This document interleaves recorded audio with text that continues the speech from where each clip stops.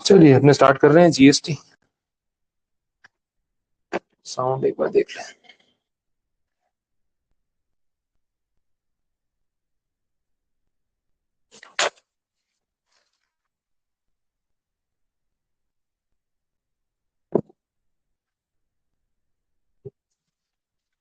Last topic देख रहे थे डिमांड एंड रिकवरी। इसमें काफी सारे सेक्शंस तो अपन ने कवर कर लिए, थोड़े बहुत जो बचे हैं वो कंप्लीट करते हैं। एक नया सेक्शन है 74 कैपिटल ए। तो ये बैरेट की जो पूरी लैंग्वेज है वही रखी हुई है, और आई थिंक उसके थ्रू ही कवर कर लेते हैं एक बार, तो कोई कंफ्यूजन नहीं रहेगा। और जो भी उसकी समरी बनेगी वो यहाँ पे डिस्कस कर लेंगे। हमने 73 और 74 देखा। दोनों सेक्शंस में ओवरऑल बात ये हो रही थी कि भाई अगर आपने जीएसटी जो है वो शॉर्ट पे किया, पे नहीं किया, या फिर गलत रिफंड क्लेम कर लिया, या आईटीसी एक्स्ट्रा या रॉन्ग आईटीसी क्लेम कर लिया, ऐसा कुछ भी होता है, और ये आपने बाई मिस्टेक किया है, तो उसमें सेक्शन 73 में प्रोविजंस दे रखे हैं कि आपको शो कॉज नोटिस इशू होगा, आपसे रीजन मांगा जाएगा, फिर डिमांड नोटिस इशू होगा, आपको पेमेंट करना पड़ेगा। और पेमेंट टाइम पे कर दोगे तो पेनल्टी नहीं लगाएंगे, इंटरेस्ट तो देना ही है, लेकिन एक पॉइंट के बाद अगर आप पेमेंट करोगे तो पेनल्टी लग सकती है। पर इसमें 73 में अमेंडमेंट ये आ गया कि this is applicable only for financial year 23-24 या up to financial year 23-24। FY 24-25 से सेक्शन 73 अप्लाई नहीं होगा, ये बात कर दी। फिर 74 में उन्होंने बात की थी फ्रॉड की, जहां पे आपने जानबूझ के जीएसटी का पैसा नहीं दिया और बाद में आप देने आए, तो उसमें पेनल्टी लगेगी और रिकवरी होगी वैसा, तो वो भी FY 23-24 तक ही। अब नया सेक्शन आ गया 74 capital A which is applicable from FY 24-25 and onwards. तो अब इसमें कुछ चेंजेस किए होंगे। क्या चेंजेस हैं, पेनल्टीज क्या लगा रहे हैं, इंटरेस्ट कैसे चार्ज करना है, वो सब इसमें थियरी में दे रखा है। टाइटल में बोला determination of tax not paid, short paid, erroneously refunded और ITC wrongly availed और utilized for any reason। Title में बोल दिया for any reason pertaining to FY 24-25। तो दो सेक्शन नहीं बनाए, जैसे 73 और 74 में फर्क क्या था, 73 एरर और मिस्टेक वाले केस में था, 74 फ्रॉड वाले केस में था। यहाँ इन्होंने बोला कि हमें ऐसा कोई ऑप्शन नहीं देना है, मतलब दोनों ही सिचुएशंस में सेक्शन जो है वो सेम ही रहेगा। तो चलो अच्छा है, अपने लिए नंबर ऑफ सेक्शंस कम हो गए, और क्या, समराइज कर दिया तो वो कोई नुकसान वाली बात तो है नहीं। अब सब सेक्शन प्रोविजो सब दे रखा है, क्योंकि नया सेक्शन है, फर्स्ट टाइम पढ़ रहे हैं, तो अगर इन डेप्थ एक बार डिस्कशन हो जाए तो बेस्ट है। तो पहला सब सेक्शन 1 देख लो। Where it appears to the proper officer that any tax has not been paid और short paid refunded where ITC has been wrongly availed, he shall serve notice on the person chargeable with tax which has not been so paid or which has been short paid, or to whom the refund has erroneously been made, or who has wrongly availed or utilized ITC, requiring him to show cause as to why he should not pay the amount specified in the notice, along with interest under section 50 and penalty leviable। तो पहला sub section सिर्फ इतना बोल रहा है, issue of show cause notice. आप side पे साथ में लिखते जा सकते हो, जहां स्पेस है प्रोवाइडेड दैट के पहले आप लिख लो this is issue of show cause notice. Next time refer करते टाइम आपको पूरा लैंग्वेज नहीं पढ़नी। ठीक है, तो पहले सब सेक्शन में सिंपल बात हो रही है, issue of show cause notice, इतना ही बोला। अब इसका proviso, no notice shall be issued if the tax which has not been paid or short paid refunded, ITC has been wrongly availed or utilized in a financial year is less than 1000 rupees। तो अगर 1000 रुपए से छोटा amount है, show cause notice नहीं आएगा, ये proviso है।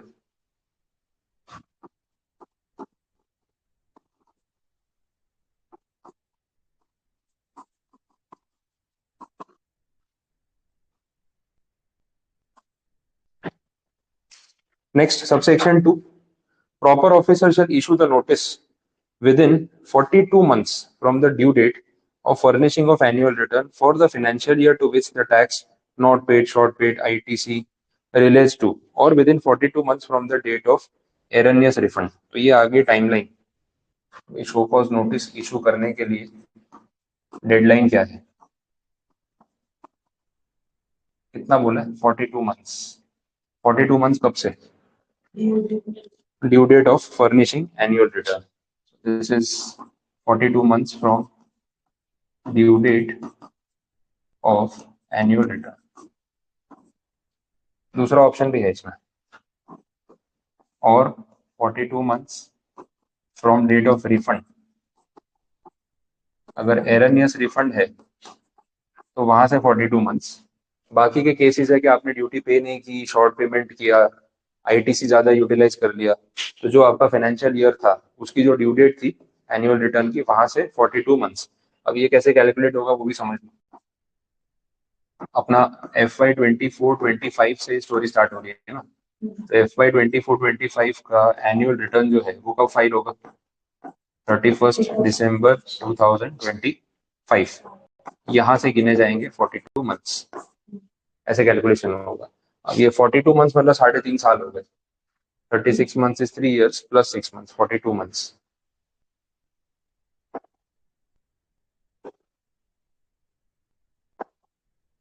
बोलो समझ आया? सबसेक्शन 2 सिंपल था। नेक्स्ट है subsection 3, where a notice has been issued for any period under subsection 1, जो भी ऊपर बात हो रही थी। The proper officer may serve a statement containing the details of tax not paid, short paid, refunded, etc. wrongly availed for such tax period other than those covered under subsection 1 on the person chargeable with tax. In short ऐसा बोल रहे हैं कि subsection 1 में आपको show cause notice दिया था, और शो कॉज नोटिस में आपको एक ड्यूरेशन दे रखी होगी कि हमको पता चला है कि इस ड्यूरेशन का, इस मंथ का या इस ईयर का आपने इतना इतना पैसा नहीं दिया है या ज्यादा एटीसी ले लिया है, अब बताओ आपसे रिकवरी क्यों ना करे। सबसेक्शन 3 में बोला कि नोटिस इशू करने के बाद प्रॉपर ऑफिसर एक स्टेटमेंट सर्व कर सकते हैं, जिसमें वो आपको और भी डिटेल्स दे सकते हैं कि आपने और बाकी के भी कुछ टैक्सेस पे नहीं किए। तो शोकॉज नोटिस तो एक जनरल नोटिस हो गया कि मैं पता चला आपने जीएसटी नहीं भरा है, क्यों आपसे वसूल ना करे। फिर सबसेक्शन 3 में थोड़ा स्पेसिफिक आपको एक स्टेटमेंट दे देंगे, और स्टेटमेंट में बाकी की ड्यूरेशन भी कवर कर सकते हैं जो ड्यूरेशन की बात शोकॉज नोटिस में नहीं हुई, ऐसा भी हो सकता है। ठीक है। Subsection 4, the service of such statement shall be deemed to be service of notice on such person under subsection 1।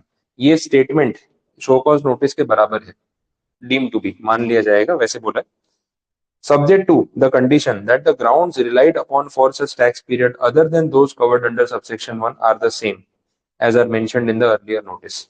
Jin grounds पे, ग्राउंड्स मतलब कुछ तो प्रूफ होगा उनके पास, तो जिन ग्राउंड्स पे आपको सबसेक्शन 1 में शो कॉज नोटिस इशू किया था और उसमें एक ड्यूरेशन कवर की थी, उन्हीं सेम ग्राउंड्स पे बाकी की ड्यूरेशन के लिए भी उनको कुछ ट्रांजेक्शन मिल गए। तो उन्होंने बोला कि देखो शो कॉज नोटिस तो आपको दिया ही है, रीजन हमने बताए, सोर्सेज हमने बता दिए, बस ड्यूरेशन जो उसमें लिखी थी और भी ड्यूरेशन में ऐसे ट्रांजेक्शन हुए, तो हम स्टेटमेंट में वो ड्यूरेशन ऐड करते हैं, तो वो स्टेटमेंट भी शो कॉज नोटिस के बराबर हो गया, डीम्ड प्रोविजन है वैसे बोला हुआ है। The penalty in case where the tax which has not been paid or short paid erroneously refunded, or where input tax credit has been wrongly availed or utilized for any reason other than the reason of fraud, मतलब ये error वाली बात हो गई, तो penalty कितनी लगेगी वो देख लो, 10% ऑफ द टैक्स ड्यू और 10,000 rupees whichever is higher. कल भी तो यही थी ना पेनल्टी, फिफ्थ सबसेक्शन का फर्स्ट क्लॉज, उसमें लिखा है कि अगर एरर है तो पेनल्टी लगेगी 10,000 रुपए, या 10% जो आपका टैक्स बाकी है उसका, दोनों में से विच एवर इज हायर। कल हमने 73-74 में भी ऐसी सिमिलर पेनल्टीज देखी थी, तो नया पॉइंट नहीं। और अगर फ्रॉड वाला रीजन है तो it will be equivalent to the tax due from such person. Equivalent to का मतलब परसेंटेज में कितना हो गया ये, पता चल रहा है कुछ? 100%, एग्जैक्टली। जितना आपका टैक्स बाकी है उसके बराबर आपसे पेनल्टी ले लेंगे, तो 100 का डबल हो गया 200। ठीक है, तो 10% नहीं, सीधा 100%। तो देखो एरर मिस्टेक में 10% पे छोड़ दिया, इंटेंशनल फ्रॉड में सीधा 100% कर दिया, तो इंटेंशन की वजह से पेनल्टी में फर्क आ जाता है।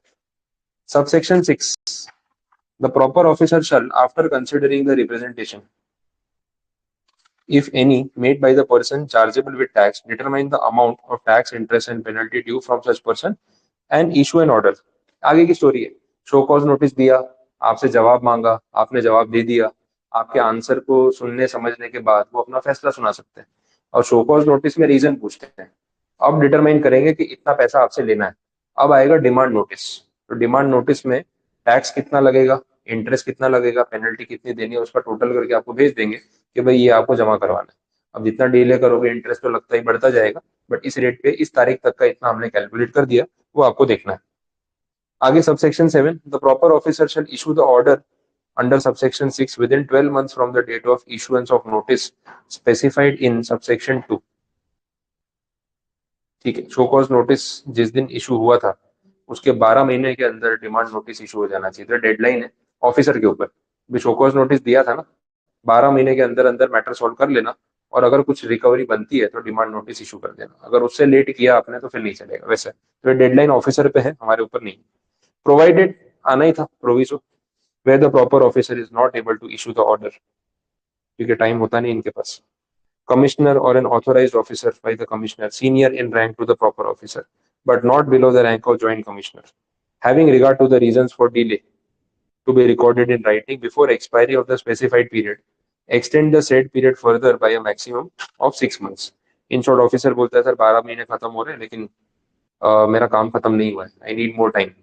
तो कमिश्नर या फिर एटलीस्ट ज्वाइंट कमिश्नर के लेवल के ऑफिसर से टाइम एक्सटेंशन मांगा जा सकता है और 6 महीने का टाइम एक्सटेंशन मिल सकता है। तो 12+6 हो गया। तो जितना हो सके साइड में लिख लेना, अंडरलाइन कर लेना, नेक्स्ट टाइम आपको ये सेक्शन पढ़ना हो तो लैंग्वेज पे नहीं जाना पड़े। The person chargeable with tax where any tax has not been paid or short paid, refunded, ITC availed wrongly, utilized wrongly for any reason other than fraud or willful misstatement or suppression of facts may before service of notice under subsection 1। ये वो story आ गई कि show cause notice आने से पहले ही क्या आप सामने से जाके पेमेंट दे सकते हो? तो पॉसिबल है, और ये वो सिचुएशन है जहां पे एरर हुआ है। तो सबसेक्शन 8 इज फॉर एरर्स। ठीक है, तो एरर वाले केस में नोटिस सर्व होने से पहले अगर आप खुद ही चले जाते हो तो आपको कितना पेमेंट करना है? तो amount of tax along with interest, वो तो आना ही था, on the basis of his own assessment or the tax ascertained by the proper officer, and inform the proper officer in writing of such payment, and the officer on receipt of such information shall not serve any show cause notice under subsection 1 or statement under subsection 3 in respect of the tax so paid or any penalty payable under the provision of this act or rules made thereunder। बहुत simple बात बोली भाई, show cause notice तो अभी तक आया ही नहीं था, डिपार्टमेंट को तो पता ही नहीं थी, आप खुद चले गए, सर गलती हो गई, कुछ कम पेमेंट कर दिया, कुछ आईटीसी ज्यादा ले लिया, जो है हिसाब कर दो और पैसे ले लो। देखो मैं गिन के आया हूँ, मेरे हिसाब से इतना होना चाहिए, आपको भी गिनना है तो आप गिन के बता दो कि कितना देना है, मैं पे कर देता हूँ। तो पेमेंट कर दिया, इंटरेस्ट चुका दिया, पेनल्टी की कोई जरूरत नहीं है। अच्छा, अब शोकॉज नोटिस इशू करने की कोई जरूरत नहीं है क्योंकि पैसे आ चुके हैं, तो ना शोकॉज नोटिस आएगा ना कोई स्टेटमेंट इशू होगा सबसेक्शन 3 में। स्टोरी यहाँ पे कंप्लीट। नेक्स्ट क्लॉज 2 में क्या बोला? पे the said tax along with interest payable with in 60 days of issue और शो कॉज नोटिस। ये दूसरी बात होगी कि अगर शो कॉज नोटिस आ गया है और अब आपको पता चली कि यार गलत हो गया बट एरर था, भर देते हैं पैसे, कोई दिक्कत नहीं। तो कितने दिन में आपको भरने पड़ेंगे? 60 डेज में। अगर 60 डेज में आपने टैक्स और इंटरेस्ट भर दिया तो नो पेनल्टी, सिंपल, और मैटर यहाँ पे क्लोज। कल भी तो ये बात देखी थी, शो कॉज नोटिस आने से पहले भर दो टैक्स और interest, no penalty. Show cause notice आने के 30 डेज में पेमेंट कर दो, टैक्स और इंटरेस्ट नो पेनल्टी। यहाँ पे 60 डेज बोला, वहां 30 था, यहाँ पे 60। The person chargeable with tax where the tax has not been paid etcetera for reason of fraud. दूसरी कंडीशन कि फ्रॉड वाला केस, देखो 73 74 साथ साथ में चल रहे हैं यहाँ पे, वैसे समझ लो आप। इसमें क्या है, फ्रॉड तो आपने किया है लेकिन शो कॉज नोटिस आने से पहले ही चले गए कि सर टैक्स ले लो, इंटरेस्ट ले लो, कुछ पेनल्टी देनी है तो बता दो। तो इन्होंने बोल दिया पेनल्टी के नाम पे आपको 15% पे करना पड़ेगा। कल भी ऐसे ही था कुछ 74 में, शो कॉज नोटिस आने से पहले भी गए तो खुद से ही ना, फ्रॉड तो आपने किया ही था, इंटेंशन तो रॉन्ग था, तो कुछ तो पेनल्टी लेनी पड़ेगी। बिना पेनल्टी के छोड़ दिया तो गलत हो जाएगा।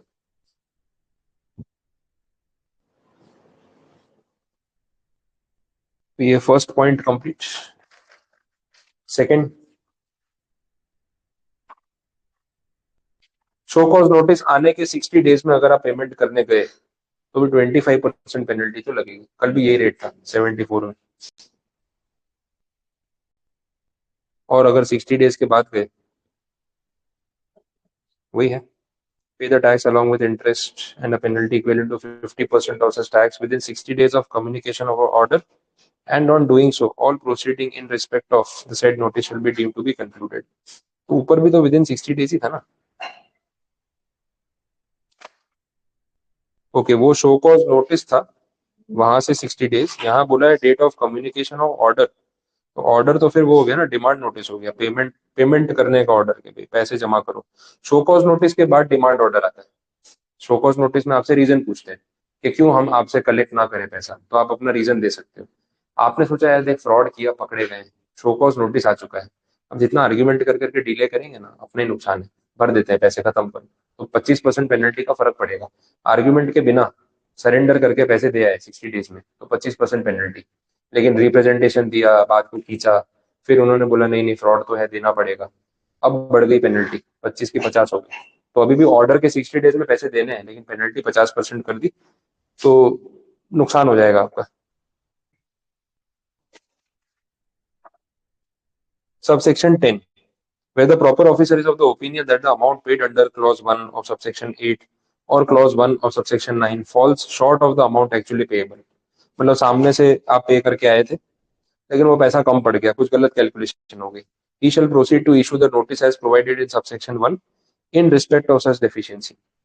तो उसमें लिखा था आपने सेल्फ असेसमेंट करके पे किया, सो कॉज नोटिस तो आया ही नहीं था, खुद ही चले गए पे करने और खुद कैलकुलेट करके पे करके आ गए। ऑफिसर ने बोला ठीक है, बट उसके बाद जब उसने गिना तो अभी भी पैसा बाकी निकलता है। तो अब वो क्या करेगा, वो रिमेनिंग अमाउंट के लिए शो कॉज नोटिस इशू करेगा।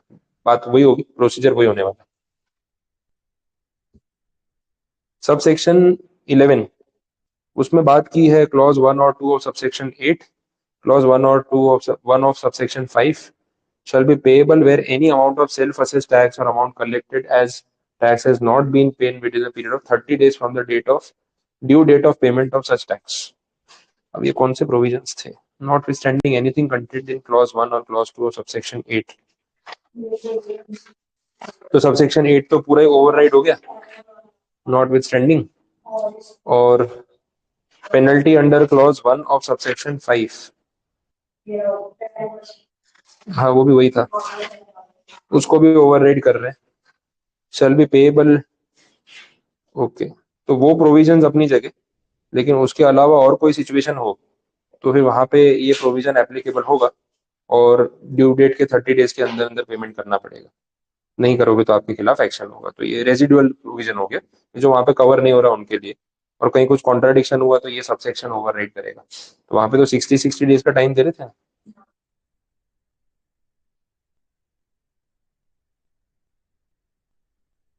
हम्म, तो कुछ कॉन्ट्राडिक्शन हुआ दो प्रोविजंस में तो ओवरराइड ये 11 वाला करेगा। और इन शॉर्ट यहाँ पे फिर 30 दिन के अंदर रिकवरी हो सकती है, 60 डेज का टाइम शायद आपको ना भी मिले, तो वैसा रखा हुआ है। और लास्ट सबसेक्शन में बोल दिया कि ये प्रोविजन जो है कब से एप्लीकेबल है भाई, 24-25 से। तो वो बात तो हमने देखी थी, पहले ही देख ली थी। एक्सप्लेनेशन में क्लैरिफिकेशन होते हैं, जो भी टर्म्स यूज हो रहे हैं, जैसे बोला है all proceeding in respect of the set notice, तो उसमें क्या इंक्लूड नहीं होगा। प्रोसीडिंग अंडर 132, अब ये सब सेक्शंस तो बाकी है, तो ऐसा जब भी रिलेटेबल नहीं है तो उसको इग्नोर कर सकते हैं, जस्ट बिकॉज वो सेक्शन अभी पढ़े नहीं है आपने, और आगे जो कंटेंट दिया उसमें पढ़ने भी नहीं वाले, छोड़ सकते हैं। सप्रेशन ऑफ फैक्ट जो वर्ड यूज किया था उसका मीनिंग समझाया कि उसका मीनिंग क्या होता है, तो वो रीड कर सकते हैं, डिक्शनरी वाला पार्ट है वैसा हो गया। 74A यहाँ पे हुआ कंप्लीट, बोलो क्लियर हुआ। और नया सेक्शन था, एग्जाम के लिए इंपॉर्टेंट माना जाएगा, तो आपका पहला एग्जाम है जिसमें सेक्शन पूछा जा सकता है, इसके पहले तो एप्लीकेबल ही नहीं। अब चलते हैं 79 पे, पेज 207।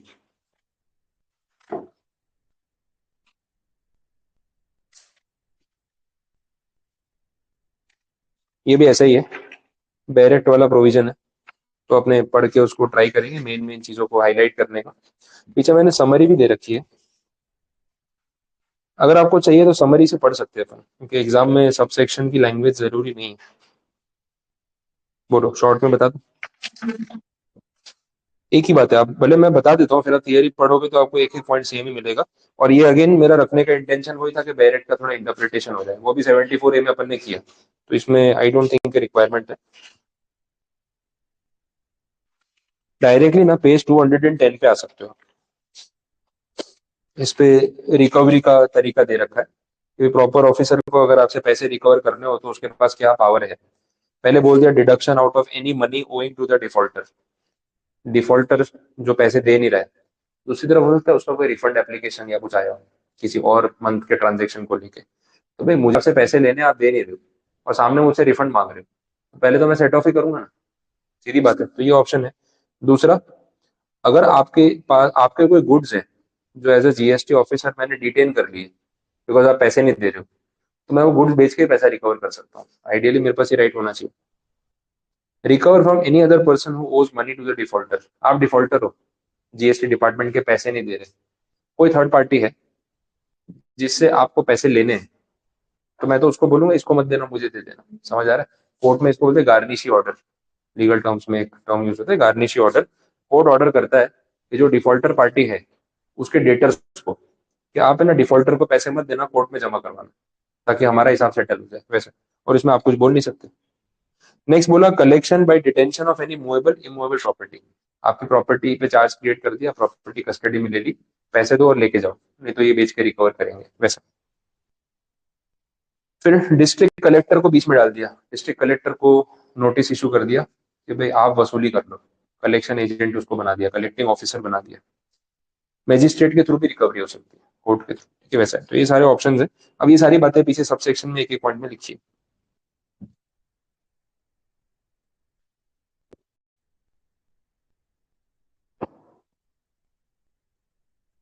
ठीक है, ये स्टोरी है।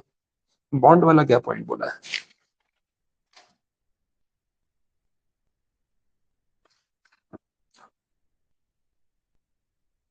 अच्छा, ये तो ऐसा है कि आपसे बॉन्ड साइन करवाया जा सकता है कि भाई आप पैसे दोगे कि नहीं दोगे, गारंटी। और नहीं दोगे तो फिर बॉन्ड जो आपने साइन किया था उसके अगेंस्ट आपके खिलाफ एक्शन होगा। और अगर बॉन्ड में आपने कोई श्योरिटी या गारंटर दिया था तो गारंटर से रिकवरी होगी वैसा। ये सब कंडीशंस रहे। चलो आगे बढ़ते हैं। 79 अपना कंप्लीट है। 80 81 ये सब तो बता दिए थे।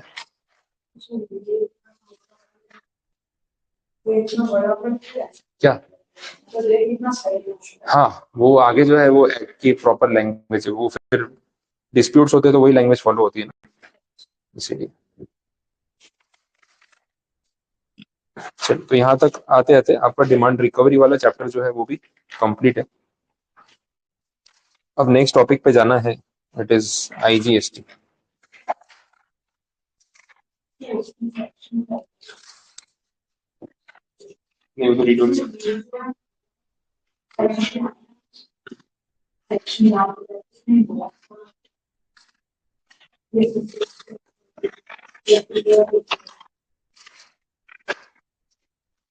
एटी वन वाले थे ना? 70।